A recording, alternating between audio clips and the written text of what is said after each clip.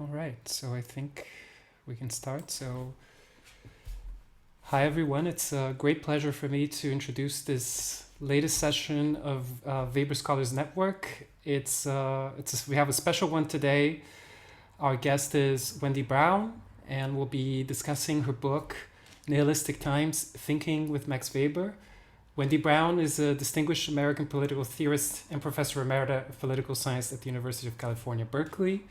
And we are also very glad to welcome our discussant today, Olga Ramos, who is a professor of sociology at the Universidad Autónoma Metropolitana in Mexico.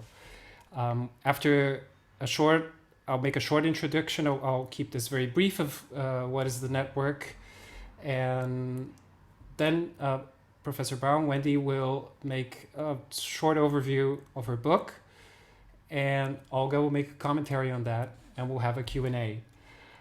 Just so very briefly, if you're curious about the network, Weber Scholars Network gathers scholars from across the disciplines, across the humanities who have an interest in Weber, work with Weber, or otherwise engaging with him in any way. And we're very proud to be a very global network that tries to bring together different generations, different traditions, and different continents, let's say, or different geographies of engagement with Weber, and that will be the case today. And if you're curious and want to participate or know more about the network, our website is weberscholars.net, and also you can find the links and the videos of the past conversations we've had on many different themes. The line of the general topic of the last few conversations we've had is political theory. So we are very glad to have Wendy Brown today. And I wanted to quote actually Wendy herself at the end of the introduction to the book, because I guess we were all surprised that Wendy Brown decided to write a book about Weber. I guess if this was the 1980s, this would have been, there would be no need to justify this. But Wendy gives a series of reasons of why she should, or she chose to do this, and we're very happy she has. It's a beautifully written book that had us all going back to the two vocation lectures. Even if most of us know this text very well, I think there are people today here who could recite it from memory, as Edith Hanke and maybe Sam Webster. But the text had us all going back and thinking about different passages based on how Wendy provoked us in many ways and made us think. I just wanted to quote this part because I think this also tells something important about the purpose of the network, which is just the final note of the introduction. The reader will not find a Weber scholar behind these reflections. I am indebted to the scholarship, of course, but my purpose is not to contribute to it. Rather, my aim is to think with Weber for a disturbed and disturbing world.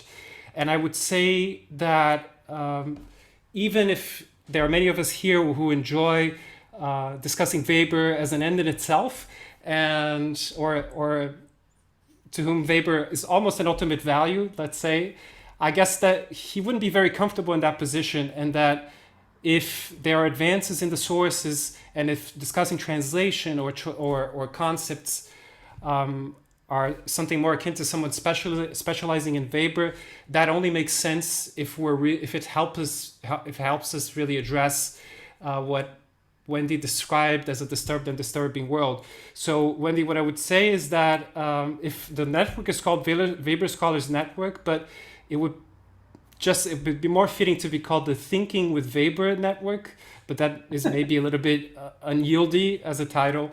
So rest assured, it was also very welcoming for all these quote unquote Weber specialists and junkies who are here today. Anyway, so Weber Scholars Net, for all that are curious about it, I'll leave it there. And Wendy, you have the floor. Thank you so much, Victor. Also for attempting to set me at ease. I suspect that caveat came from a very early experience in my career when I was a young student of Hegel, as we all had to be. And I went to the Hegel Society, and I was so intimidated by the experience of citing chapter and verse, really as the only practice of the Hegel Society, that I think ever since I have had to include that disclaimer. And most recently, as some of you know, I wrote a foreword to a new translation of Capital in English. And that old trepidation came right back, that old feeling of being, imagining the Marxologists in my universe and what they would say about all the liberties I took. But Victor, you've been very generous in welcoming me, so thank you for that. Of course, I know that you all actually know Weber better than I do, but I appreciate that we can have a conversation in which the different kinds of knowledge and the different kinds of interpretive lenses that we bring to the work might be productive. In advance, let me also thank Olga. I know it's a big task to respond on the fly to people's comments and also to prepare for this. So thank you, and thank you all for overcoming time zone constraints and busy schedules just to show up. So I'll just speak for a bit about what I take to be the large project here in a tiny book. As you all know, Weber's vocation lectures, as we call them in English, were delivered just over a century ago in 1917 and 1919, respectively, at the behest of Munich University students. And they were, just to get us all warmed up here, what we already know, on the subject of what Weber himself elsewhere declared his twin loves, Wissenschaft and politics, and addressed the current conditions and what he took to be the nature of the calling for each and the nature of the ethic for each. In the English-speaking world, I think it is fair to say that they have, at least over the recent decades, become best known for a set of rather notorious oppositions between knowledge and politics, fact and value, reason and passion, and neutrality and impartiality on the one hand, and partisanship and power on the other. Weber insists in these lectures that scholarship and teaching are not about delivering meaning to readers or to students, but about discovering truth. And scholars should be animated, above all, by the desire simply to know the world, to better understand it, and to better explain it, and to help students know the world. The point is not to influence or alter it.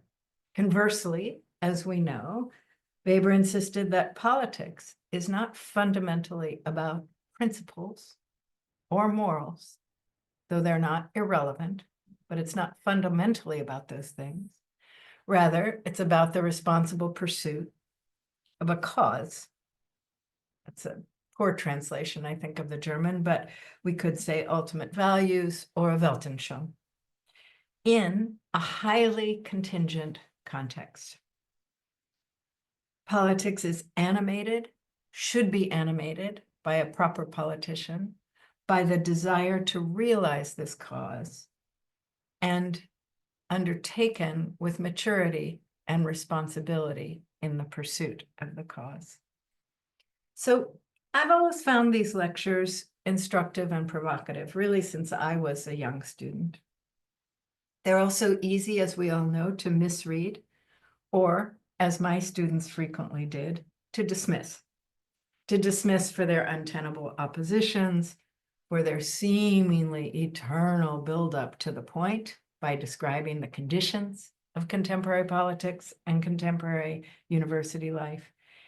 And there's also Weber's conservative and somewhat scolding tone for both students who want revolutionary values in the classroom and those who would pursue them in politics. But in this book, I try to bracket all of that out and just bring a very particular lens to reading the lectures and to their relevance to our times, namely the lens of nihilism and Weber's very particular wrestle with that problem. As I say in the introduction to the book, the popular understanding of nihilism that we have today, and since this book was addressed not mainly to Weber scholars, but hopefully to those concerned with the nature of politics and knowledge today. So I had to set aside the popular understanding of nihilism as an individual attitude, one in which an individual assumes or feels that nothing has meaning or value, especially life itself. And nihilism in that vein has come to be associated with some terms that are considered cousins, but which I want to get a little bit out of the picture. Cynicism, relativism, despair, ennui, depression. Weber, as we Weber scholars know, draws from a different and richer tradition, one that is influenced, of course, by Nietzsche, but also by his beloved Tolstoy and Dostoevsky, where nihilism can be understood as saturating a historical cultural condition very specific to Western modernity, specific because of the Western monotheistic tradition emanating from Christianity. Briefly, saying what you already know, the fundamental wellspring of nihilism, as Weber understands it, as he draws it from Nietzsche and others, would be the Enlightenment, in which religious truth and the values that religious truth secures are displaced by science and by reason, or in Nietzsche's shorthand, God is dead. Why does this produce nihilism? Well, because science tells us how things work, but not what their meaning or their value is. Similarly, reason allows us to calculate and to deliberate. It delivers enormous power in that respect, to analyze, to scrutinize, to predict, but it doesn't tell us what the meaning or the value of anything is. It doesn't give us the end by which meaning, by which calculation, for which calculation is an instrument. So with waning religious authority, fundamental values, including the value of truth itself, don't die, but they lose their foundations, hence their status as absolutes, and go a little bit haywire as a result. Knowledge and value come apart, and nihilism is the condition. Weber never says this explicitly, this is my interpretation. Nihilism is the condition in which we have not accepted this coming apart, nor its implications. So on the one hand, in a nihilistic age, we search for meaning and value in the wrong places: science, religion, logic, economics. On the other hand, values are devalued. They become more trivial as they proliferate and are personalized and commercialized. Today, we have examples of the ways they're used ubiquitously for branding or invested in quotidian things like leisure activities or consumption practices or idols. In other words, values are devalued as they are deracinated, as they are uprooted from foundations. And there are very consequential effects of this. First of all, for Weber, it means that the domain where value is to be fought out, politics, itself becomes more trivial, more theatrical, populated with narcissism, with display, and at the same time, more likely to be reduced to raw power struggles untethered from higher purposes. That's nihilism in its most extreme expression in politics. On the other hand, scholars, often unsatisfied with simply producing knowledge, which Weber reminds us in the knowledge essay, is itself an enormous trudge and always ephemeral, that is, quickly replaced by new discoveries. So scholars with that enormous trudge and that ephemerality of whatever they produce, are tempted, he suggests, to become false prophets and ideologues, to promulgate political or religious positions in their work and in their teaching where they don't belong.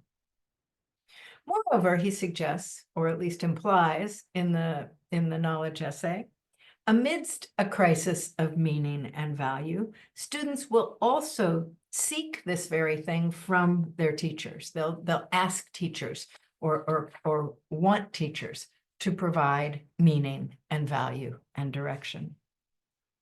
Another crucial effect of nihilism, one that Nietzsche gives us in particular, is boundary breakdown everywhere. Once values are deracinated, once they cheapen, the basis for bounded spheres of activity or practices themselves disappear. Boundaries don't have any more foundation than any other value.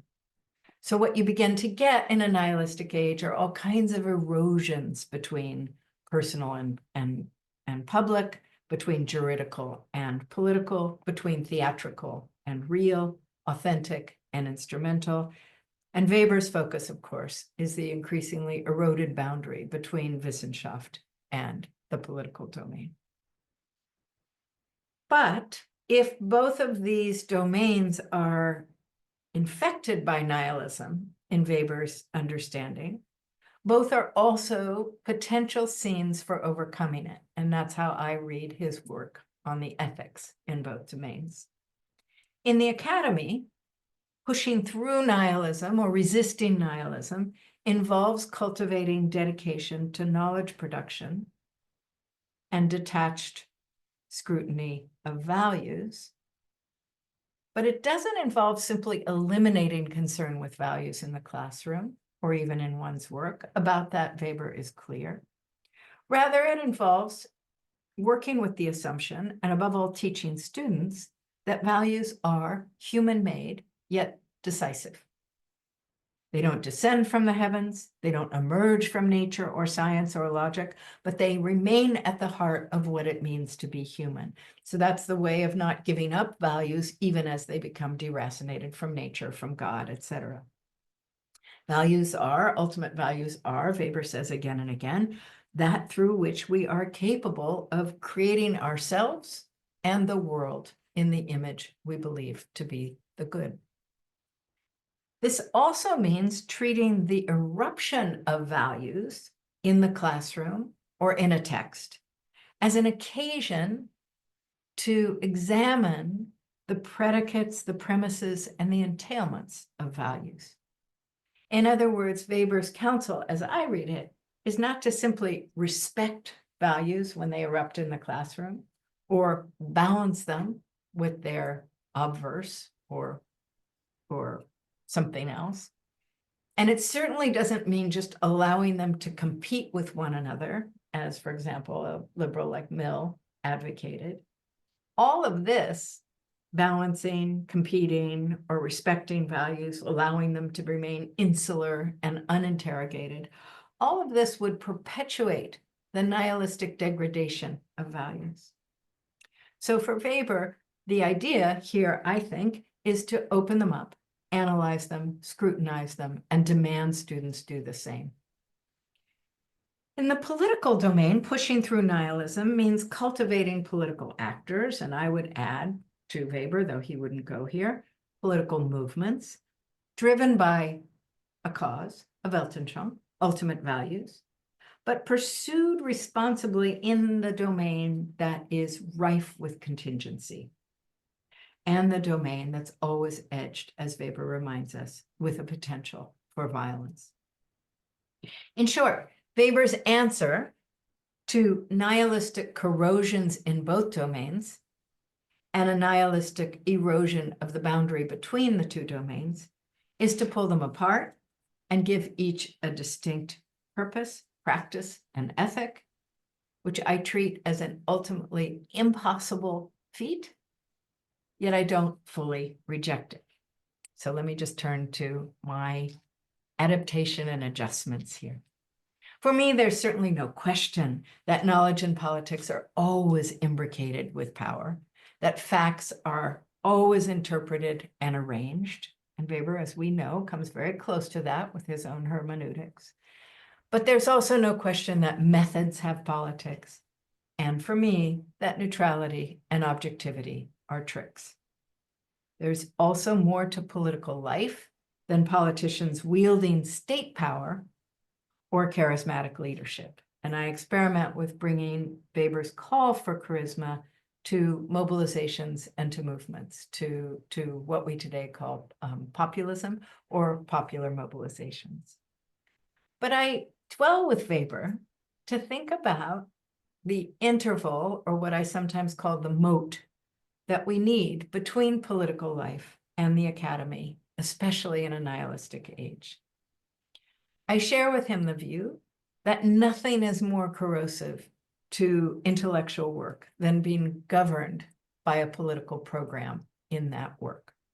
Whether we are talking about the governing of intellectual life by states, by corporations or other donors, by the church, by a revolutionary movement, or something I've been giving a lot of thought to over the last couple of decades, simply being governed by the raw pressure of the metrics, mostly neoliberal metrics, brought to serious thought, the raw pressure on students to get practical knowledge rather than deep thinking, and the raw pressure on researchers to deliver papers and other goods that are both applicable to commercial or state purposes and that are also very quickly churned out.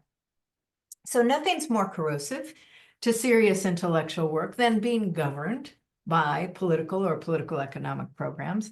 Yet at the same time, nothing is more inapt to a political campaign, and by campaign, I mean that broadly, not just the campaign of a would-be leader, than the unending reflexivity and critique and openness that Weber reminds us is required of scholarly inquiry and reflection.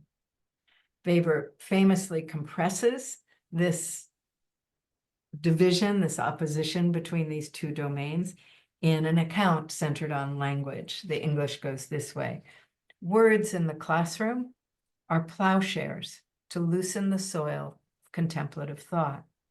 Words in the political realm are swords against enemies, weapons. And I take his point to be much more than about the kinds of words that we choose, but the way that our words reflect a kind of thinking, shape our thought, and open it or sharpen it for battle. I also draw at this point in the text on Stuart Hall for a different kind of shading of the matter. Hall has argued that in the academic domain, especially the domain of theory, we inevitably scrutinize the construction of facts, the ordering of facts. We analyze narratives. We explore what he calls the inherent slide of meaning. But in the political domain, Hall reminds us, we seek to arrest that slide of meaning. We seek to establish hegemonic narratives. We seek to deploy facts as if they're incontestable, as if they are not constructed, as if they are not discursively organized.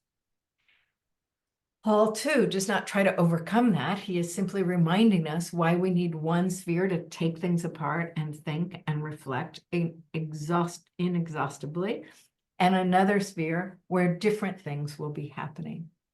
And I think this distinction really does help us potentially push through nihilism to another place, a place where we can recognize and treat values as all important, yet lacking foundations, and appreciate politics as the eternal struggle over them.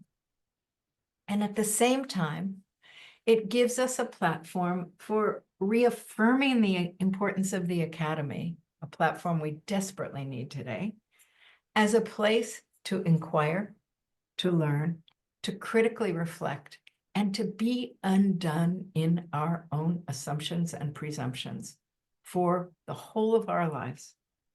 A place where we do not assert religious and political truths, but analyze them critically and responsibly. In short, for me, and here's where I'll conclude, for me, dwelling with Weber without fully submitting to him yields insights for our own predicaments of nihilism today, or at least offers us something of a start. Thanks. Thank you, Wendy. So now, Olga, the floor is yours. Thank you very much, Victor, for the introduction. And thank you, Alvaro, for the invitation to Weber Scholars Network. And of course, thank you, Wendy, for being here with us today and for this wonderful presentation. As Victor said, I'm going to provide some initial remarks on the book that will allow us to begin a dialogue and discussion. But I want to say that it is an honor for me to comment Nihilistic Times, Thinking with Max Weber, and it is an honor for me to be here in Weber Scholars Network with all of you. My comments are based on my teaching experience with Mexican students who reviewed Weber's lectures and your book at a public university in Mexico City, La Universidad Autónoma Metropolitana. And well, this is the Spanish translation of your book. And there are 4 brief comments, not more than 10 minutes, but I need to read them. So my first comment concerns the invitation to think with and against Max Weber in Nihilistic Times. As you say in the presentation and at the beginning of the text, nowadays theorizing from scratch is virtually impossible, and we must look to traditions. However, at the same time, you warn us that it is important to be aware that these political intellectual traditions or sociological intellectual traditions are often, and I quote you, also saturated with the very assumptions and conceits generated of many of our predicaments today. And you mentioned some of these, such as anthropocentrism, racism, sexism, colonialism, nationalism. But given this paradox, you invite us to find ways of thinking with and against others, in this case, with and against Weber. And you also developed this idea in a recently published interview with Sebastian Raza and Daniel Davidson. And well, I think that we think that this idea is very important for any classical theory course. And in that sense, this first idea reminded us something Pierre Bourdieu said during an interview, also called With Weber Against Weber, in which he points out that it is possible to think with a thinker and to think at the same time against him or her. And we should not regard classical authors as a distant reference, but as people you can ask to give you a hand in a difficult situation. And for me, this idea is expanded by what you propose in this book, when you say that perhaps these thinkers can help us out when we're in a bind, because, and I quote you again, they were actively struggling for a cartography of their own disorienting times. As you said, this is crucial if we consider the historical context in which Weber wrote the lectures and the audience he was addressed, young students in dark times like our students. In that sense, what do you think classical thinkers like Weber are still relevant in current debates for understanding our neoliberal world? And related with this comment, I want you to expand on how it is essential to maintain a critical interpretation of authors and also interpret them against themselves. Because we think that this is very interesting in your book, because at times you turn Weber against himself. In other words, how did you handle with these intellectual challenges in the case of Max Weber? And if at some point you would like to say a few words about Karl Marx regarding the forward to capital, that will be very enriching, because, well, that text is also wonderful, and because, as you said, Weber considered Nietzsche and Marx to be the major intellectual influences of his times. The second comment has to do with the fact that it seems to me, and correct me if I'm wrong, that this book suggests another possible reception of son Max Weber's ideas, because using nihilism as interpretative framework enable us to discuss a Weber who is concerned about the cannibalization of ends by means, as you say. And well, I think that this is a Simmelian idea too, but also enable us to discuss a Weber who is concerned about the meaning of existence, about the, as you say, the role of values and their deterioration, as well their proliferation, and the conflict between the spheres of life in which people inevitably have to make choices.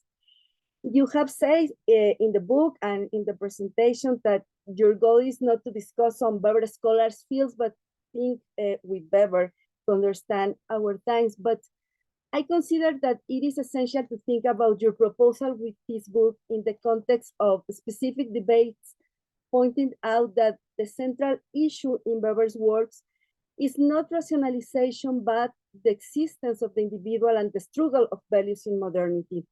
I am thinking in others like Wilhelm Hennig, for example.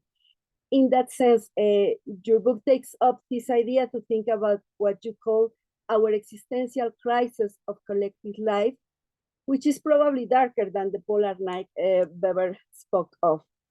And what I mean is that with this interpretative framework, the framework of nihilism, you help us imagine another Weber, another possibility of interpretation and reception, which I think resonates more with our time. At least that was my impression of the reading with my students, because, well, we know Weber is a complex author.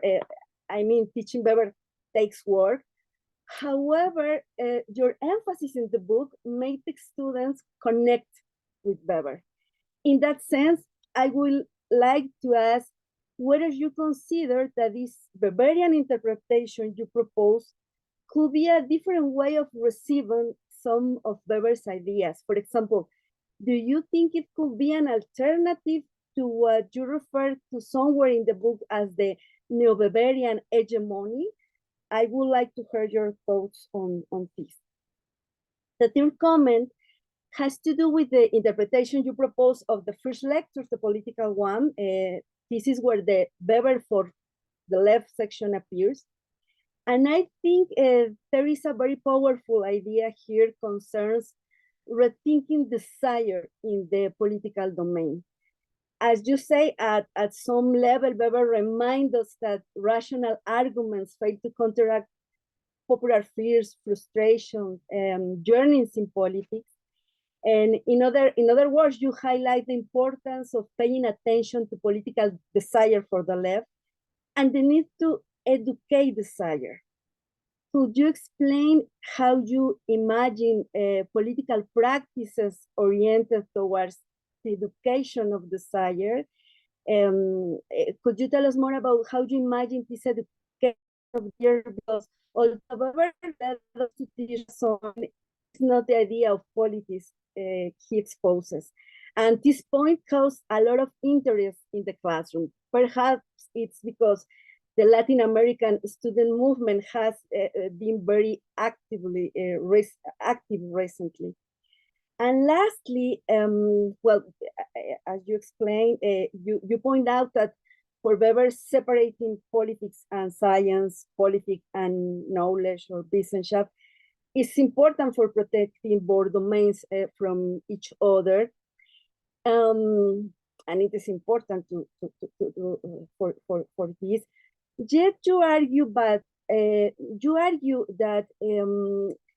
making such a drastic separation, Weber reduced the possibility of education for democracy, including the education of desire, and at the same time, he reduced the possibilities of considering how academic contributions can enhance political life. However, you underline the importance of the Weberian legacy in dealing with values in the classroom, as you explained a while ago, and that it is important to explained is valued not through politics, but through knowledge, and the need to recover Weber's interpretative tradition. And according to this, my question is, or our question is, it is possible to place Weber on the list of according for you, it is possible to place Weber on the list of critical theorists today, because somewhere you mentioned that Weber is also a resistance thinker. And we found this very interesting in our discussion of your books. And I want to end by saying that in my graduate course, my students answered the questions you listed at the book's end.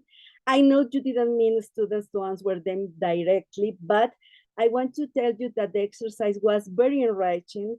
And in the answer to the question about what world you want to live in, they agreed it should be a world with less job precariousness, including in academia, a world with less social inequality, with not extreme levels of poverty that prevent justice, a habitable, sustainable world that took care of other species, and this was a recurring concern. And in particular, and this is related to our national context, a world free of gender violence and femicide. It was interesting that they related how their own research projects could contribute not to the practical solutions of these problems, but to explanation and understanding in a classical interpretative Weberian sense. And I'm sharing the result of this classroom exercise based on your proposal, because I think this is a very suggestive proposal for reorienting the meaning of curriculums and probably reorienting the meaning of the canon of higher education, considering Latin American context also. Of course, I have more comments on your book, but obviously we all want to hear you. Thank you. Thank you, Olga, for this wonderful commentary. I think we could all picture yourself in the classroom with your students discussing the book, and all wish we could have been there. Yeah, Wendy, you have the floor. Olga, thank you so much. It was both a very brilliant commentary and a very moving one. And that's a rare combination, and I thank you. Let me briefly respond to each of your points as I heard them. Each of the four actually are kind of contain worlds, and we won't be able to do everything we need to do with those worlds, but I'll say some things about each. The first question, I think, was a question about how we scholars can take ourselves seriously as scholars and engage in what I call interpreting a thinker in part with and in part against themselves. But before I get there, you also posed a question kind of en passant about why Weber might be relevant to our neoliberalized world. And I just want to say that it seems to me that Weber's appreciation of power as a form of rationality, and rationality as itself a form of power, is enormously important in grasping how neoliberalism operates. In my own work, I relied very heavily on Foucault because he developed this idea of neoliberalism as a political rationality. But behind him is Weber. Behind this whole tradition of thinking about a political rationality really emanates from Weber and then takes hold in a big way in the socialist calculation debates that the neoliberals eventually have. And I won't go down that road any further, but I just want to say that there are many, many ways I think Weber is useful, and we could write a text on neoliberalism refracted through him that might start with the problem of political rationality and then turn to the problem of how available humans are to the grip of neoliberal reason once the world has already been voided of meaning in certain ways. I'd put it this way. Neoliberalism intensifies nihilism, but it also is made possible by an already nihilistic condition in which our willingness to just surrender to market values was ready prey, as it were, for neoliberal rationality. Okay, to your central question. It seems to me there are several ways to engage in this kind of interpretive project. I didn't formalize any of them. I don't discuss method. One is, of course, immanent critique. And I do a little bit of that. There are moments where I'm pulling apart Weber's thought to see what doesn't hold. And that's a fine old tradition from Hegel. And I think that's one way to do this work of interpreting a thinker against themselves without simply engaging in bashing or criticism. A second is simply to explore tensions without subjecting it to more formal immanent critique.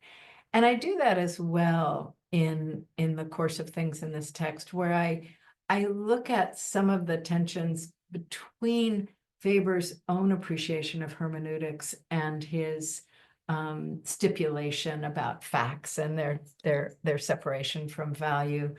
And a third, of course, is a rhetorical analysis.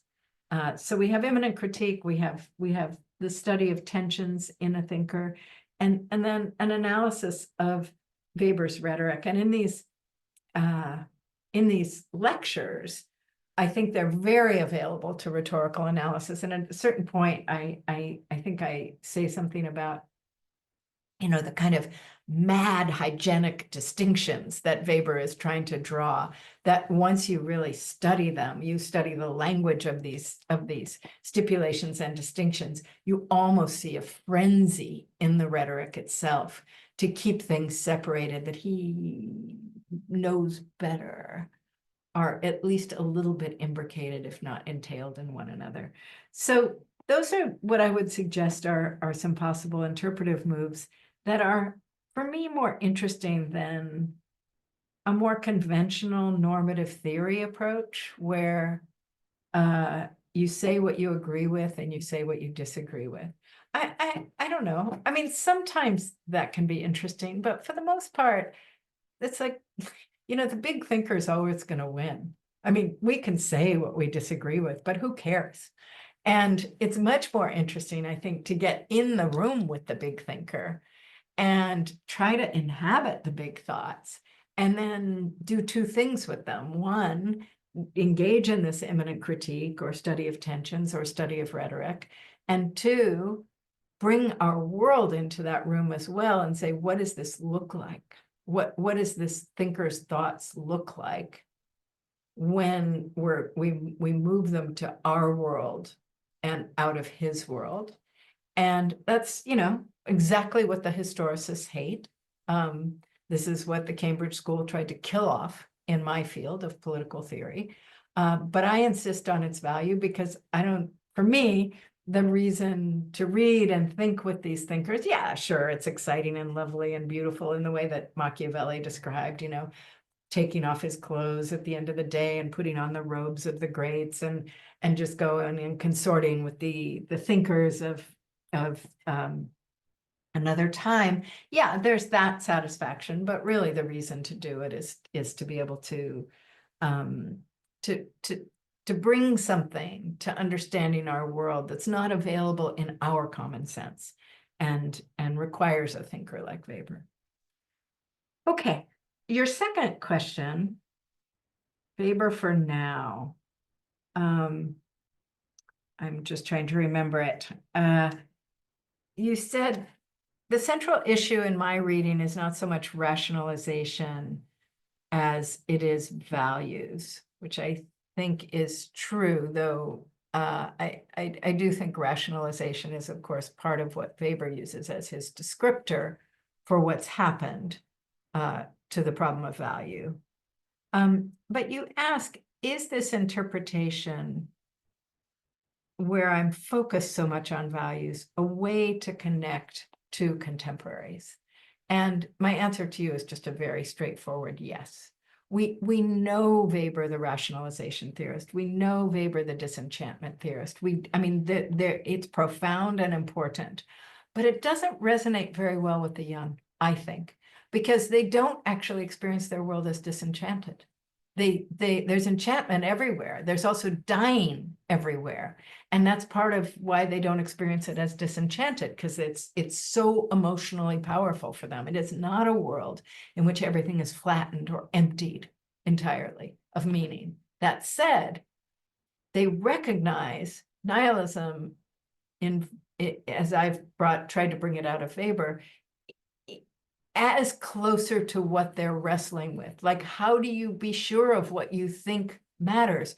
How do you decide what to value in the big sense of value? And what do you do with the degroundedness of even facticity now, which was not part of Weber's imagined nihilistic universe? So I think my answer to you is really yes on the second question. The interpretation was precisely aimed at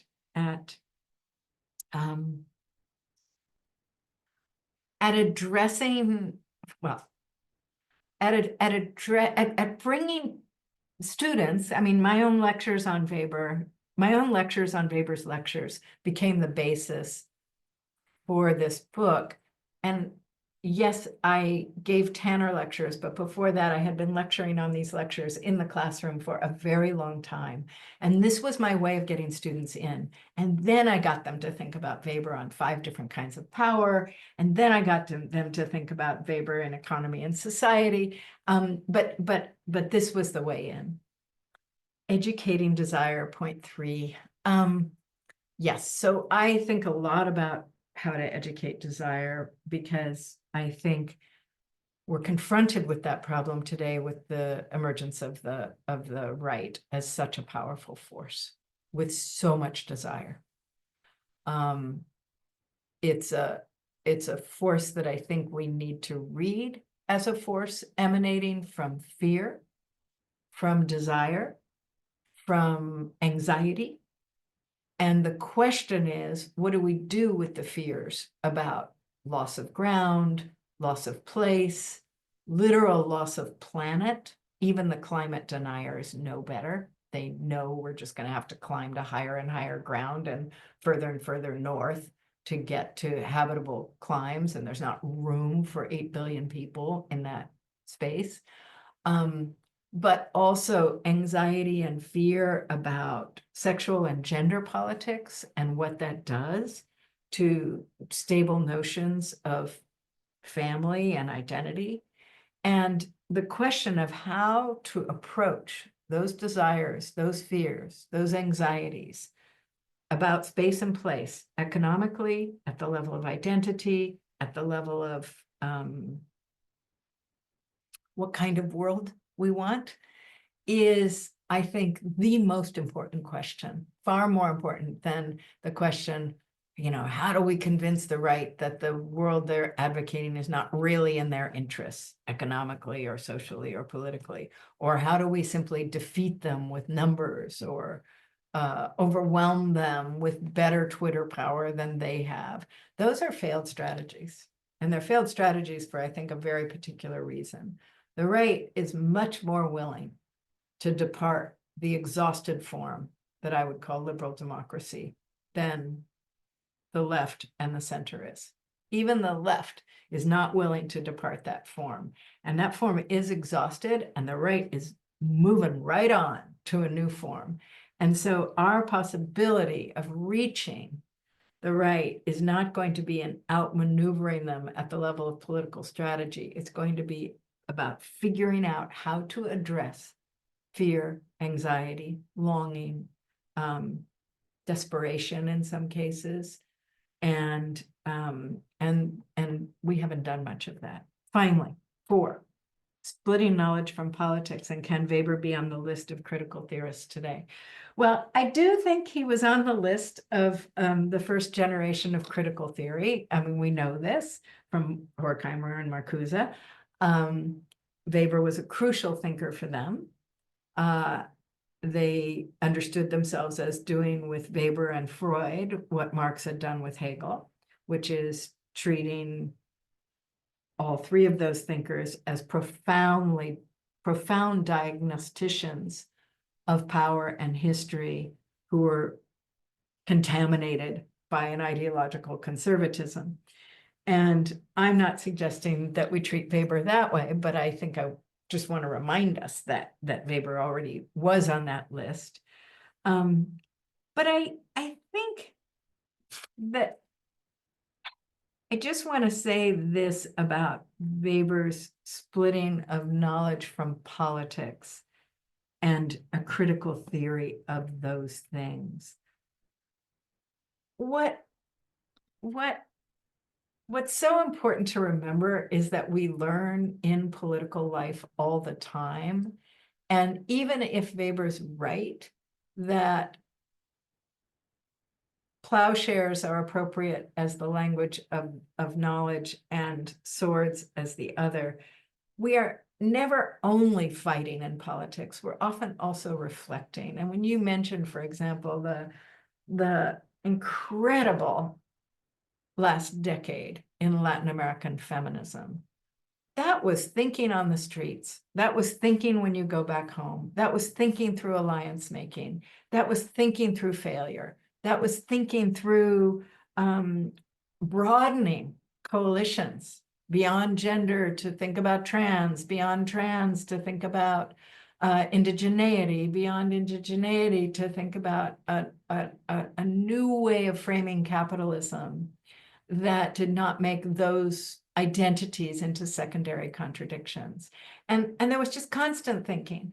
Now, the Weberian in me says, okay, that's a great thing. And that's partly where our political knowledge comes from. That's where knowledge itself comes from. Still, there are points where one needs to fully retreat from one's political agenda to be able to call the agenda itself in question and think it through top to bottom. That is not always in the moment of struggle, but I still would argue for a special space for a kind of thinking that doesn't happen. But I do want to insist that we learn in politics, and that politics is an incomparable space for provoking new possibilities, new ideas. And conversely, of course, politics organizes not just knowledge, not just method, but also classrooms themselves. And that's something Weber just didn't pay attention to. But, you know, from my years of teaching at Berkeley, from your years of teaching, all of you, in public settings, you know, the striations, the stratifications among students, what the different things are that they bring as family experiences, as social experiences. And those are political constructions that we have to address in the classroom, and not simply treat knowledge as a set of objective practices that touch everyone in the same way. I'll stop there. I'm sorry I ran on a bit. Thank you. No, that was perfect. Olga, would you like to say something? Yeah, so now we would go to the Q&A, and while you guys raise your digital hands or write in the chat, I'll make a question. I'll start with a question myself, and I just ask everyone from now on to introduce themselves. I haven't done that. So I'm Victor Strazzeri. I'm a postdoc at the Federal University of São Paulo, Brazil. And anyway, I'm very glad to see people from Argentina, Brazil, Greece, France, Germany, Italy, Switzerland, our friends in Asia. It's a bit late at night, otherwise I know they would be here as well. So my question, Wendy, and now it already takes into some things that Olga said and your own intervention. I had the feeling from the book that you are less satisfied with what Weber has to offer in terms of science, in the science lecture, as in the politics one, in the sense that you're less satisfied with the paradoxes that he has to offer, right? To paraphrase this, a book I like very much from John Scott. But I think there's an irony. I'm going to ask you something about the politics part, the politics section and the politics lecture. But I just wanted to note an irony, which is that even though, like you said, the position of the scholar that he proposes, the scholarly subject, it's more uncomfortable, or it's even less sustainable than the politician. The irony is that when Weber was an actual politician, he hated it, like the everyday of being a politician, what that entailed when he was campaigning late in his life. And he loved being a scholar and loved being a professor and teaching. One thing that I think would be fascinating, especially because so much classroom dialogue has come into this debate here, is that now one of the things that came out in the critical edition of his work in German, and almost zero reception, is that we have the materials from Weber, the department member and the thesis advisor and the teacher. And it's a misconception that he didn't like that. Some people even say he had the breakdown because of his teaching load and things like that. And what turns out is actually that he was very engaged. And there, I think it would be fascinating just to contrast who he was as an academic with the critique you make of the fact that he can't just keep these things apart. This hygiene breaks down, or we should go beyond it. And I think he actually, to an extent, that's what his praxis says.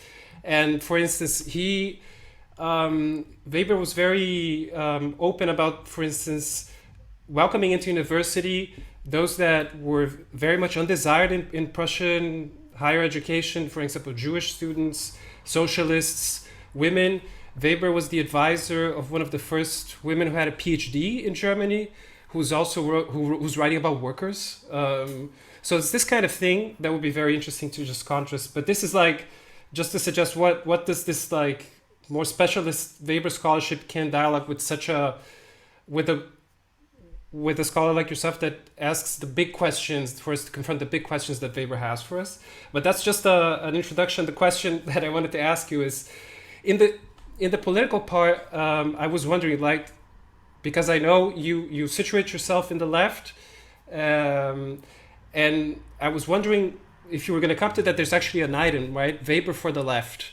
And I'm very sympathetic to that part because I think Weber says what we in the left don't want to hear, but perhaps need to hear. That's the basis of my engagement. I felt that in your chapter. But I saw your work on neoliberalism very present in the politics chapter. I've always had the feeling he would be very much against the neoliberal, the neoliberal rationality or governmentality. This kind of self-satisfied technocracy is something he would have abhorred. Mm-hmm. But my question to you is more, I think there's an element missing, the ideal political subject that he raises and that you describe very well, which gives you all these, which is this very uncomfortable place between, responsibility and commitment, etc. There's one element of it that is missing that, especially for this neoliberal age, I feel is crucial, which is the more collective dimension. And my question to you is, how do you see, can we build a movement embodying this political subjectivity that Weber offers us? Because it seems to be very individual, and in that sense, I don't think he escapes the aristocratic Nietzschean entirely, because it's very heroic. And so how do you build collective instances of resistance, especially in a neoliberal time that is very individualistic? And one of its defenses is the fact that we have, it's very hard for us to do things together and build movements and collective instances. And just to finish, this already a very long question, I'm sorry. Just the next generation after him, right? They also had trouble with the political subjectivity that Weber had left them, with his political legacy. So if you think about Lukács or Ernst Bloch or Benjamin, Lukács found in the combination of like class, party, and the revolution, exactly these kinds of collective elements that could overcome this kind of heroic political subjectivity. And of course, Hegelian Marxism gave him a way to overcome all those binaries and explain why Weber kept running into them, and reification, explaining why, etc. But especially in these things, we can agree or not with the solution that, with the pathway that Lukács took. He was participating in a revolution 2 months after the lectures, right? It was very immediate in the Hungarian Revolution. But I think this collective element, and that's where I have trouble thinking with Weber or taking his political subjectivity into something more productive for today. Sorry, that was very long. I hope. Yeah. Great. I'm going to pick up a few of the threads along the way toward your question. You're absolutely right that part of what I'm doing with Weber is offering to the left what I think it needs to hear but doesn't want to hear. And I think probably that's a little bit of my temperament more generally as an intellectual. It's why I think I'm a bit of an annoyance sometimes to the left, that just wants to hear what it wants to hear. And from the time I wrote States of Injury forward, I have been problematizing certain left tendencies and commitments and convictions and practices. Because partly I think that's what intellectuals should do. I probably take a little inspiration from our old pal Socrates here, who understood himself as that kind of stinging fly, not to kill, but just to provoke and incite and make citizens better. I'm trying to make the left better. The other strand I want to pick up before I get to your question about heroic political subjectivity is, well, maybe I'll leave it aside. I wanted to say some more about neoliberalism and Weber, but I guess I would just say I agree with you that for Weber, the overtaking of the political sphere by this form of rationality, and particularly the saturation of politics by today finance, the way that finance has quite literally come to own and to rule state projects, including projects like decarbonizing, but all kinds of other projects as well, would for him be, the kind of final nail in the coffin of the destruction. I mean, he was charting the destruction of politics by party machines and bureaucracy, all that he carries on about at the beginning of Politics as a Vocation, as challenging and threatening and diminishing the values element in politics and the charismatic element in politics. And today, I don't think he would have a hard time agreeing with what you said, that the political rationality of neoliberalism has added yet another force that diminishes the possibility of politics being about values and being about the subtending of those other powers through the state and through politicians and political leadership. Now, how to build a movement that embodies the heroic political subjectivity that seems to most readers, including this one, to be very much an individual thing. There's no doubt, as Weber depicts charisma, and the inner and outer struggles, that the balancing of the passion with the sobriety and all of that he's describing a personality formation. But that doesn't mean we have to stay with the figure of the personality to draw some of those elements forward into movements themselves. And that's what I think I want to do. I didn't give a lot of specificity to this, but for example, that tempering of the enormous passion, the will to power of a politician, with not just responsibility, but a set of values or purposes that exceed the narcissism, that would do away with the narcissistic tendencies in politics and instead make the focus on winning, on achieving an end with responsibility, and at the same time with a lifelong commitment to power. That's an element I want to suggest that movements could use a lot more of, because a lot of what's frustrating to many of us engaged with left politics are let's just call them narcissistic investments in movements themselves, you know, the battle with the police, the Oedipal struggles that, you know, become their own ends, where the larger purpose, the larger value, the value of recruiting others, the value of strategizing to actually achieve power, seems to fall aside too easily. So that's part of what I'm trying to do. But I also want to suggest that you do see some, for me, at least, what I could call charismatic moments in certain social movements. I think, for example, and Olga and some of you, the others from south of me here in the US will help me remember the name of the song, the Chilean anti-rape song that was so powerful a few years back. Remind me what it's called. The thesis, las tesis. Yeah. Is that it? No.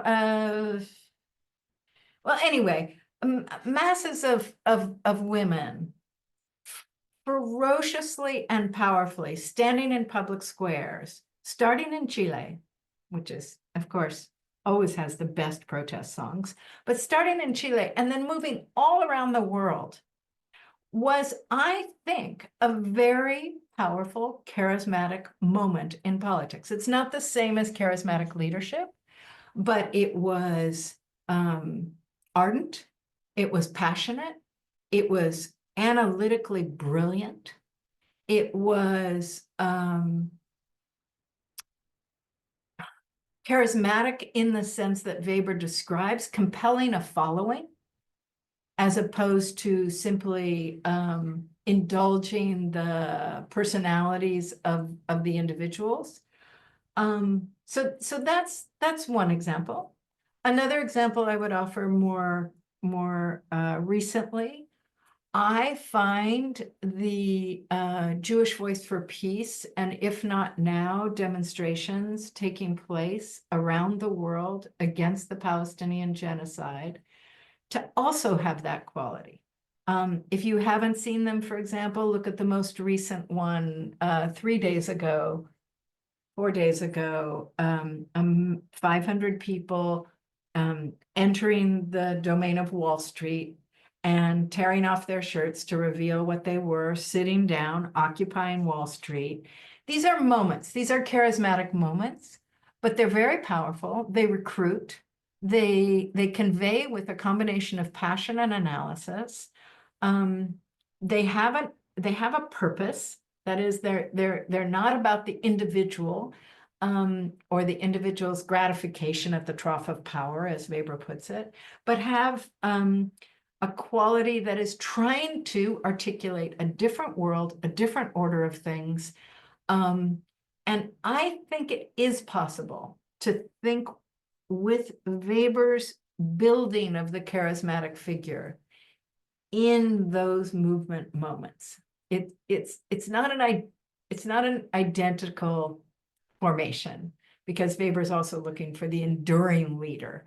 But I think it's worth thinking about how that works and why that works so much better than routinized chanting, which we could equate with routinized charisma, than routinized ways of engaging in left politics. Why these two instances, for example, have that power to recruit, to compel followers, and to change the way one sees the world.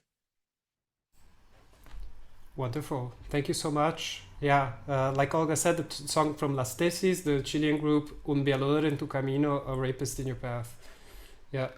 All right, everyone. So the floor is open.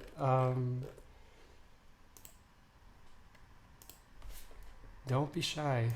And I would just add that if you haven't seen it, I think it's worth, I think The Guardian at one point put together a collage of about 20 places around the world where that song was being sung in public squares. And it's a particular, you get the contagion and the power of it that way, beyond the Chilean instance. But I love it. Yeah, I love the idea that it's routinization of charisma without robbing it of its transformative power, because there's some analytical element to it. And yeah.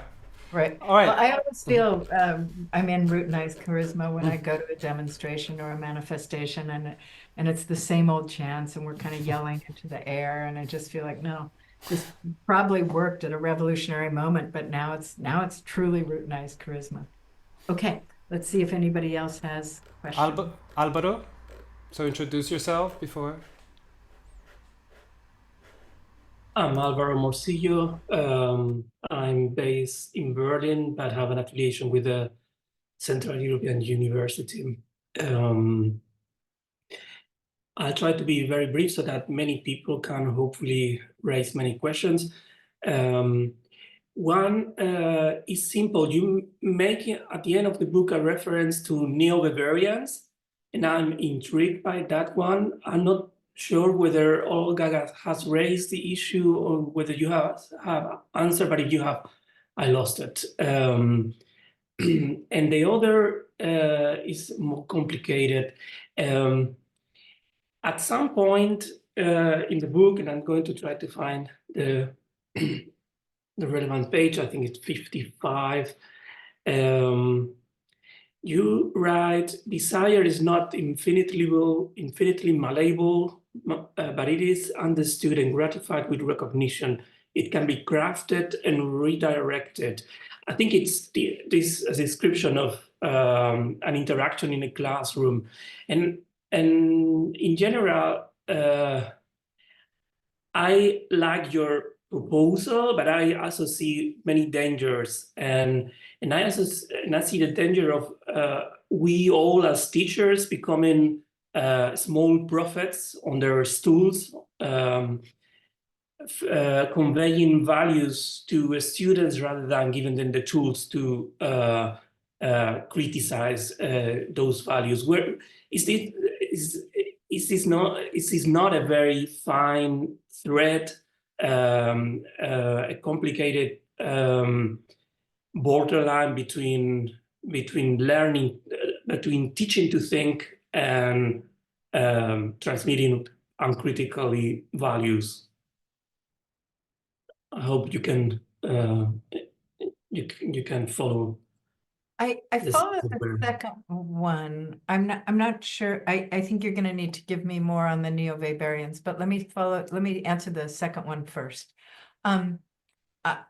I think it may have been a misunderstanding. I really strongly agree that we should not be promulgating values in the classroom. I really do not think we should be. I think it's inevitable. I mean, the thing I think Weber wants to prohibit is finally impossible to fully prohibit, because we don't know all the ways that our values are spilling out of us, including in the texts we choose, in the ways we interpret them, in the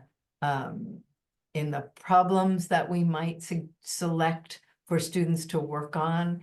But also, I just think it is impossible, finally, for any scholar to make the cut that Weber is arguing for. And I think, he's arguing against Nietzsche. Nietzsche says, no, you're not going to have an uninterpreted fact, and you cannot have a valueless perspective. That is not how human beings think and see and smell and hear. We hear with our beings. We see and we read and we think with our beings in locations, in places, with a perspective. And that doesn't mean we can't struggle to limit the extent to which we bring, especially our political values, into the classroom. I do struggle with it, and I try to limit it. I think maybe the misunderstanding is that I'm just suggesting it's never fully possible, and we need to be honest about that, because then when a student contests it, we don't just say, oh no, I was giving you an objective account. I was giving you, the proper interpretation. We listen to the objection. When a colleague contests it, we consider rethinking. And I think if you actually believe that we can be objective, you won't consider that rethinking. So I'm suggesting a different road to Weber's admonition. And my role is to acknowledge the impossibility while acknowledging the value of the striving for a distinction between promulgating values in the classroom and doing it in the political sphere. I don't think we should do it in the classroom. When it happens, we need to take it apart. We need to allow ourselves to be taken apart. So what was your question about neo-Weberians? You write on the book, I'm going to put the quote on Zoom, that neo-Weberianism in the social sciences is yeah. harder to understand and come out of the current situation. Yeah. Okay. So I'm really just I'm referring to a couple of things. One is the association of Weber with a non-hermeneutic approach to facts and values. And anybody who inhabits a political science department knows that positivism identifies itself with Weberianism, and that the positivists imagine they are doing absolutely objective social science, and that is the only kind of social science. So that's part of what I'm referring to there. And part of what I'm referring to as well is the extent to which Weber had limited truck with what I would call critical theory. He believed we needed to engage in what I would call a neo-Kantian critique of every idea, every concept, every value, every method. But critical theory and critical social science that was aimed at challenging the givenness of this world, the world that Olga's students were saying they didn't want as their world anymore. The idea that scholarship could be concerned with bringing about, well, not bringing about, with studying the potentials for and developing the grounds for a world that she described as having less precariousness, less social inequality, more care for one another, and free of gender violence. And for Weber, those are a bunch of normative concerns that belong in the political sphere. They do not belong, I think, for him, in the scholarly sphere. We study the world. We study the world as it is, and as we study the world as it historically and in the present. I'm trying not to make him into the positivist that my social science colleagues do, but it is not about allowing one's yearnings and one's political passions for a different world to inform one's scholarly work. And I'm trying to find a way that it can inform it without governing it. That we can be committed, critical scholars while at the same time engaging in that Weberian practice of constant critique and reflexivity. And that's not Weber's thing. That's why I'm suggesting that a neo-Weberian social science has done a lot to prohibit or marginalize a critical social science. I'm sure you disagree, but yeah. We have other people who want to talk. Luciano is next, I think. Actually, it's Lucia Pinto first, then we have Luciano, and then Graham. And then we have a question from Chunji, which I will read afterwards from the chat. So Lucia Pinto, okay. Then Luciano. Thanks, Victor. Hello, everyone. I am Lucia Pinto. I am a postdoc at the University of Buenos Aires, Argentina. Thank you very much, Professor Wendy Brown, for your presentation. Today we are all so glad and extremely lucky to talk with you about your fantastic book. I strongly believe that we need the concepts and categories of Max Weber not to repeat his work, but to use it in the sense of thinking with him, reading, discussing. As you said, you go back to Weber to think our contemporary political problems, such as the relationship between knowledge and politics, and how to deal with values in the classroom with the students. I think it is really, really inspiring. I totally agree with Olga Sabido Ramos that our time is even darker than the polar night that Weber could even imagine.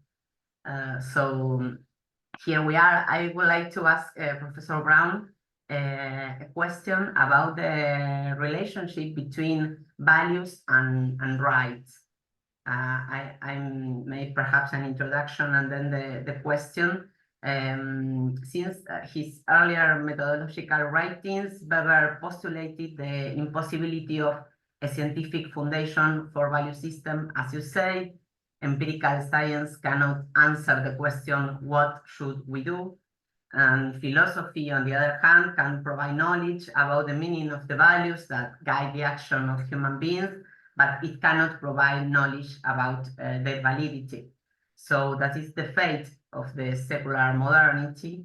I think it's very important, the link that Weber sets between values and dignity, because values are not just one more thing for him. A person's dignity lies in having values and eventually in defending them and putting them in practice, as you said, Professor Brown. So when it comes to rights, and here is my thought, the relationship between values and rights, he thought that governments must respect subjective rights, and also wrote that even the most conservative people were aware of the meaning of the human rights. But according to Weber, rights also depends on values that are always contingent and historical. So, because they are not ultimated, we cannot find a scientific source. So there is no essential or a priori connection between rights and justice. It's just historic. So my question is, and I am thinking on the rising of anti-democratic forces across the world, and I'm from Argentina. We are living such a critical time here, especially now these days in the humanities and in the academic in general. So my question is, how can we think the relationship between rights and values in our democracies? So on one hand, we can think democracy as a form of government that allows the struggle of values, where there is no statu quo and everything can be discussed. But on the other hand, nowadays there are rights such as public education or public health care that are being in the scope of discussion, and we do not want to discuss these values because they refer to the dignity of the person. So how can we think this relationship between rights and values? I will really appreciate your thoughts about this. Thank you. Lucia, it's such a profound question, and I have a hunch that you've been thinking about it more deeply than you've even let on. I am not convinced that Weber is going to be our best ally on the question of rights. Certainly, the claim that there's no a priori connection between justice and rights is crucial. The recognition that rights themselves depend on values is crucial. It seems to me today we've put that formulation on steroids. That is to say, rights are being redeployed from a centrist or left meaning to a rightward meaning, and you know this well in the Milei government, where all of Millet's libertarianism is dressed up in the language of rights and violently authoritarian. So the challenge today is to figure out the particular formation that many of us are calling authoritarian liberalism, how rights are being deployed, how they're playing in at the bottom, as it were, in what is an authoritarian regime in the top. And I think you can see that from Orban to Millet, and God help us, maybe Trump again. So I've taken your question and twisted it to a darker question in some ways, rather than thinking about how we can think rights and values as a kind of left platform, to recognize that it also can go in this very dark direction. What Weber does seem to me to help with is the appreciation that human dignity, if there remains such a thing, does rest in the domain of values. And that is an uncommon thought. It's not an absolutely singular thought, but it's an uncommon thought. You know, from Marx to Mill to contemporaries, human dignity or human singularity is thought to rest somewhere else. I mean, certainly liberals argue that, you know, crafting your own life according to your own lights is important. But that often today, especially in a neoliberal iteration, has much more to do with choosing a life path than it does with the profundity of value, as Weber meant value to be. That it's a profound orbit of how you understand the world and your place in it, and what kind of, therefore, ethics and politics you develop out of a constellation of value. And that human dignity requires having that. Whereas neoliberalism gives us the idea that, no, you don't need to have a big order of value. And even liberalism, I want to suggest before that, does not suggest you need to have a big order of value. You just need to have the freedom to do what you want, to choose your life path. And, you know, that's the magnificence of Weber. It's also, you know, he's developing out of his favorite 19th and early 20th century literary and philosophical figures. But I think to tether that to rights is great. It sounds like a great project. I assume it's one you're pursuing.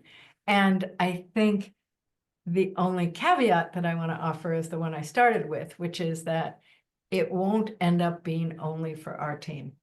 It tethering human dignity to rights is exactly what the hardcore evangelicals and family values practitioners and others are doing. They are saying that human dignity rests in rights and rests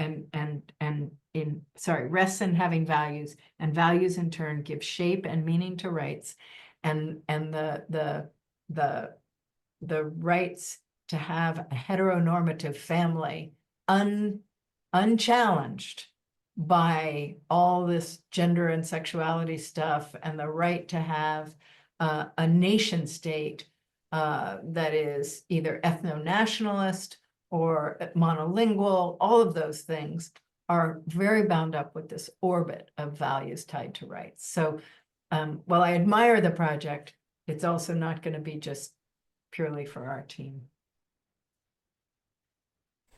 All right. Luciano Rossetto? Thank you. I'm also from Buenos Aires, from the University of Buenos Aires in Argentina. I would like to comment on the same topic, on the topic of values. I was very pleased to hear somewhat phenomenological account of what you do with values in your scholarly practice as a teacher. I think we all felt pretty identified with the issue and with the challenge of how to give sober accounts of the theoretical issues we deal with, and also preserve ourselves from just filling our students with the prejudices and patronizing our prejudices, as Nietzsche once said. I think that your account of these these three possibilities of dealing with values in the academic practice is very interesting. I took notes of those. This idea of respecting the values of the students, of those who just state them in the classroom, as a means of also encapsulating every debate on values. The possibility of balancing, making values compete is also another chance. The third possibility, those of examining those values, helping clarify the content of, and the outcome of those values. I think this third possibility is in the limit of the possibilities considered by Weber, and I think it's a wonderful way to tension some of the distinctions of the Weberian account of academic practice. I have been reading recently. I'm sorry if my comment is not an answer, a question in itself, in search for an answer, but a comment. I have been reading lately Marianne Weber, and her account on these conferences is very interesting because she says something with a clarity that sometimes Max lacks. She says that this conference is important because the way in which sociology in general and the academic practice in particular help students with their values has to do with the need to make them clear that the world is not waiting for the values to host them. The world is a world that is intrinsically, ethically irrational, and they have to be aware and prepared and trained to deal with a world in which their values are not welcomed. That is pretty interesting. And she says something else that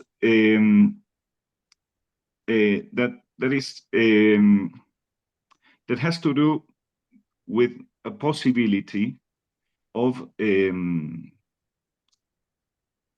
questioning and helping clarifying the values and helping the students also identify the concreteness, the objectivity of the values, of the value callings of each one. And well, this has little to do with Max Weber. It has more to do with Marianne Weber. Marianne Weber, as a feminist, was a very strong promoter of women formation and women studies in order to help the women identify their callings and have the means to pursue their callings wherever they are. And that is something pretty interesting if we take into account that this could be a possibility to help women through education, young women through education and formation, identify, not only recognize or identify, but also build the values that could guide their choices in life. And I think that through Marianne Weber, we could go forward this idea of values as something already given to the individual, that the individual has to identify as an inner, fundamental, unquestionable core of irrationality, and the values could evolve into something that could be taught, enlightened through education and through collective work. Well, I just wanted to take a little time to bring Marianne Weber into question. I already know that this has not to do with Marianne Weber, but I think that Marianne Weber had a lot more to say about Weber's work than than us. So thank you for letting me comment on this. Right.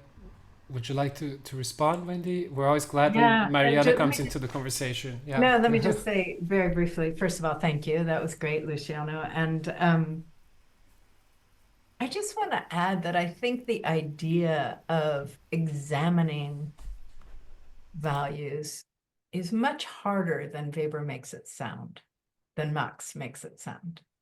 You know, it's easy to see why practicing in a classroom simply respect, like you can say whatever you want to say, is poor. Why balancing, you know, this value with that value doesn't teach us much, and letting values simply compete with one another doesn't either. And so it's easy to arrive with him at his conclusion that examination is the way to go. But when, you know, when a student stands up, for example, when a student expresses maybe a very sexist or racist viewpoint in a classroom, the project of slowly and carefully breaking that open, looking at its premises, looking at its entailments, it's not easy. It's not easy on the spot. And it's not easy for other students to handle. And it's also, conversely, you know, a student who has a revolutionary rant or just a left position that one might or might not agree with, that can also be very challenging to take apart and to do what Weber says we ought to do. So I feel like it's important to mark that arriving at that conclusion about what is to be done with values is the beginning of developing a pedagogy, not the end. It's a provocation and an invitation to think hard about how to do this, not a statement of how it's done. Mariana's feminism, of course, we're all becoming more alert to it now. More and more is, and I really thank you for bringing it to us.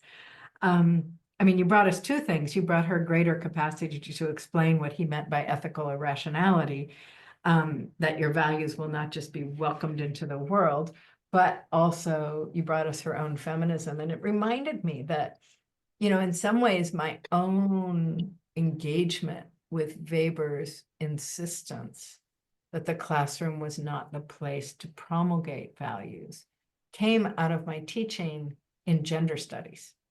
It came out of my teaching in programs, women's studies, gender studies, feminist studies. We called it different things from the 80s through the 90s through the aughts. It came out of programs that were explicitly politicized and political programs in the academy. They were programs aimed at correcting what was taken to be mistakes in every field. And they were also programs often explicitly aimed at consciousness raising, at getting women, especially, but men too, to think about gender differently. And for me, as much as I am a feminist, was a feminist when I was teaching in those programs, it was also very uncomfortable to be in what I would call a scholarly domain that had an explicit political project. It's not that I radically object to it. We needed those programs just as we needed ethnic studies programs. We needed programs that, just as we today need programs in ecology, they're programs that bring the excluded, the damaged, the violated into the curriculum and into the university. And at the same time, their politicization problematizes this very thing that we all are wrestling with today, how to teach, how to open up, how to think, how to get students to think without jamming them into a particular political position. And by channeling Mariana, Luciano, you've given us of an explicit example, which is of how to do that, which is that you bring knowledge and you broaden the universe in which women can operate as students, as thinkers, as actors, as members of civil society, without telling them what to do and what to value. And that's a tricky balance beam to stay on. It's very tricky, but you're reminding us that Max Weber's partner perhaps has some advice for us here. Thank you, Wendy. So I'm going to bundle the last two questions, and then Great. Once you respond, that could also be kind of your final remarks. Fine. Okay. The first one, so I'll just ask Graham for I'll read the written one first, and I'll open the floor to you, Graham. Sorry, just a little bit more patience. The written question, which is on the chat, is by Professor Zhang from UC Davis. Hi, I'd like to ask a question about spirituality, possibly as Weber's efforts to overcome the grip of rationalization and his pursuit of a salvation through so-called irrationalism in his imagination. Many of his contemporaries were interested in mysticism and alternative spirituality, such as Asian religions. To question one's own beliefs and values might not only sound Weberian, but also quite post-structuralist. Weber's concerns with religion or irrationalism, sexuality, art, and emotion seem to be less discussed today. Is spirituality, Weber's resistance to rationalization, outdated or still relevant today? So that was one question, and now, Graham, you have the floor. Okay, thank you. That actually might fit in a strange way with the question that I'm going to ask. I'm Graham Hill. I'm a lecturer at the University of Bern in Switzerland. I did my PhD at the sociology department in Berkeley and had the privilege and pleasure of hearing some of the iterations of the versions of these in the political theory lecture. So wonderful to encounter them again in the revised form and to hear you talking about them, Wendy. I wanted to ask a question about the kind of politics of nihilism that you alluded to, and maybe one that's a little bit more kind of the sort of nihilistic character of politics in maybe a more conventional, less Weberian sense. You mentioned something that a diagnosis that I agree with, that the left has a lot of difficulty speaking to, addressing, hearing, somehow responding to the kind of emotions and energies that are animating the demos of many, many countries. That one of the things that sort of has their hands tied in that respect is they're competing for that sort of capacity to speak to the emotions of the demos with the right, is they remain committed to, and this, what you called, and I basically agree with it, this exhausted form of liberal democracy.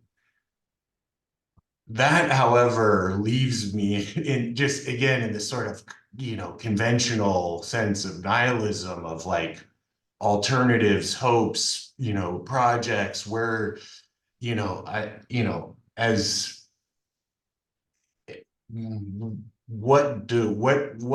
certainly Weber's not going to help us very much as somebody who remains committed to liberal democracy.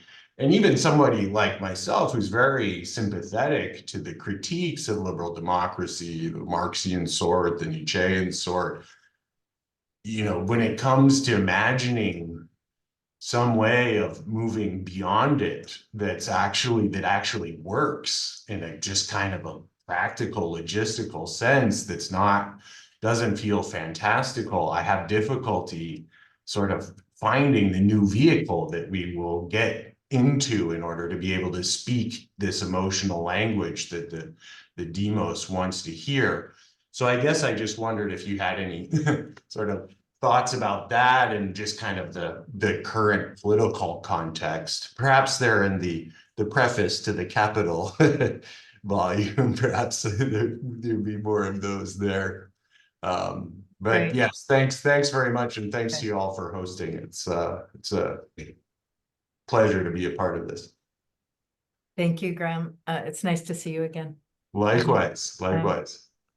Let me start with your, well, no, let me start with the first question. We haven't talked about Weber's writings on religion or spirituality or his own relationship to it today, in part because he was so clear about yet another distinction, which is the distinction between politics and the church. And politics and spirituality. And he was so clear about it because he felt like, I think, those who came into politics with a religious ethic would make a mess because they would be not dealing with the fundamental elements of politics: power, violence, contingency. And he was overt in saying, you know, those folks are fine, but they should go back to the church. Get out, go, don't, you know, this is not your place. You have your ethics, you have your principles, you have your goodness, but that's a different domain. So that's why we haven't brought that Weber into the discussion today, I think. And yet, once again, one of his efforts to draw a hard line fails when you think about the relation between values and spirituality. And I think that's what your question is getting at. Like, if one is to try to disarticulate those, what does that mean in a post-foundational age? What if you have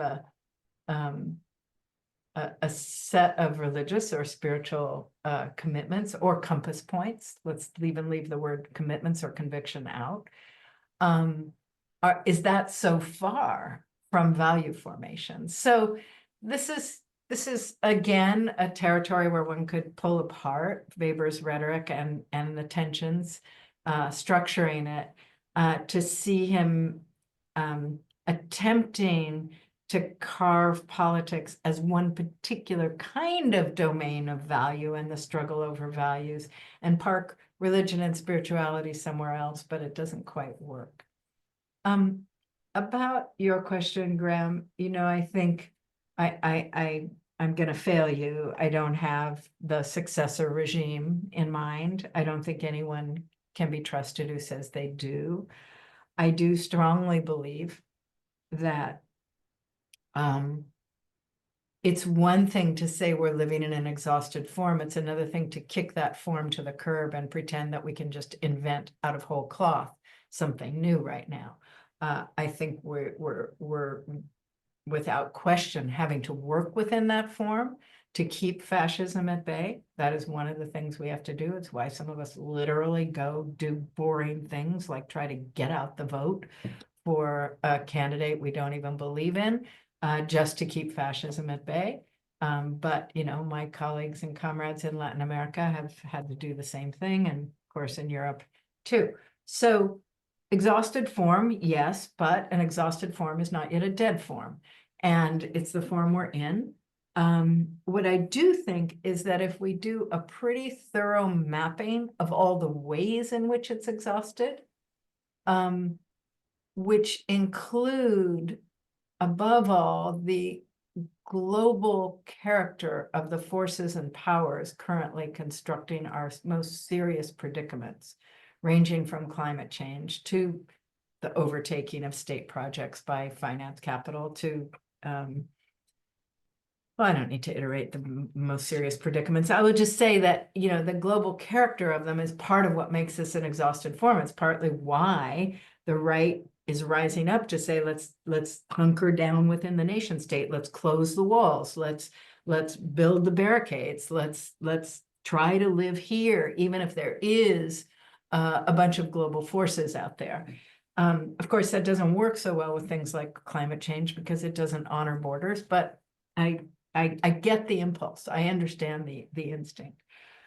So my feeling is that what one needs to do is look at all the inklings, we used to call them imminent emergences of possibilities for successor forms of democracy, which will inevitably have a political economic dimension as well. That's some kind of alternative to this iteration of capitalism, and see what can be built from them. I know people get tired of hearing about an interregnum, but I think that is where we are.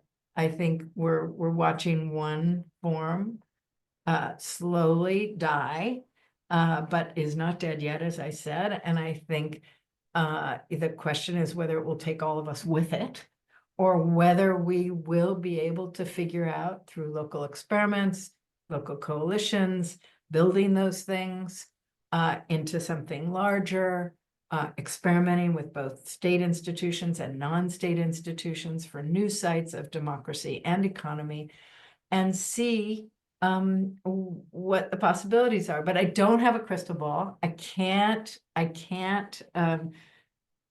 don't believe in what Marx also called cookbooks for the future.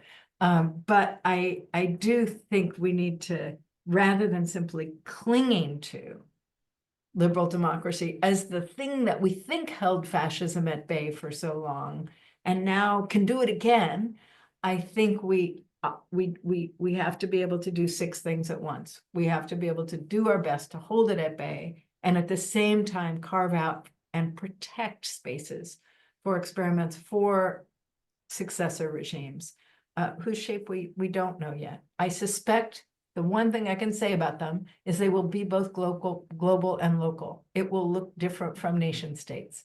It will look different from constitutional democracy. It will be, if we win, if we're lucky, both more inclusive of human and non-human life than the exclusions that liberal democracy performed. And it will also be more close to the ground. More about regenerative and sustainable forms of life. It really comes back to the thing that Olga gave us at the beginning, the list of the students' world desires. Okay, that's it. Thank you very much. Thank you all. Thank you, Wendy, for that articulation of a more hopeful future. Going against Weberian pessimism, which is how he usually ends his interventions. So I just want to thank you all once more again. So if you want to participate in the network and in further discussions, just go to weberscholars.net or write us at info@weberscholars.net. I just also want to thank you, Wendy, again, and Olga for the great comments, and everyone. It's been really wonderful to think with Weber with you.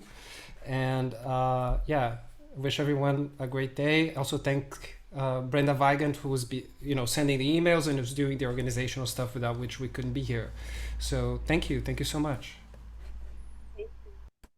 Thank you. Bye. Bye. Thank you. Thank you, and goodbye. See you next time. Bye. Thank you. Thank you. All right, guys, we'll be in touch. Bye-bye. Is it really great session? Thought so too. And love the topic, Sam. We'll go back. We should go back to that. Weber against contra neoliberalism. Yes. It's the topic of our time. Yeah, I think Wendy's got her finger on it. Yeah, he belongs in the arsenal. Let's see that. No. I don't know. I don't know. Well, there's too much talking about values today, isn't it? I don't know if Weber would be an ally in that. But we'll see. let's Maybe see. not only him, but maybe as part of the arsenal, not as the arsenal, right? Yeah, part of the weapons. I mean, you can use weapons to protect or to attack. So Yeah. that's the problem. But however, it was interesting, very interesting. Make us a proposal, Massimo, for nice meeting you, by the way. Make us a proposal to discuss this further. Oh, yeah, we can figure it out. We can figure it out together Fantastic. with edit. It was nice to Okay. see you, Massimo. For me too. For me too. I'm sorry I couldn't speak because I was actually walking through Naples, and it was in the part of the Q&A. So it was so. I mean, it's better that I didn't spoke. So otherwise, it would have been a mess. Next time. But next time I will. Yeah. Okay. And Okay. Esteban, let me take the chance to say we all saw your book and are very excited about it and would love to discuss it. I want to send you my book because we wrote about many of the same things at the same time, it seems. I'll be in Buenos Aires in late November and early December, and I'll tell you in person maybe. But we would love to do something on the network about your book as well. Oh, we can't hear you. We can't hear you. You're mute. Yeah. Okay. Still mute.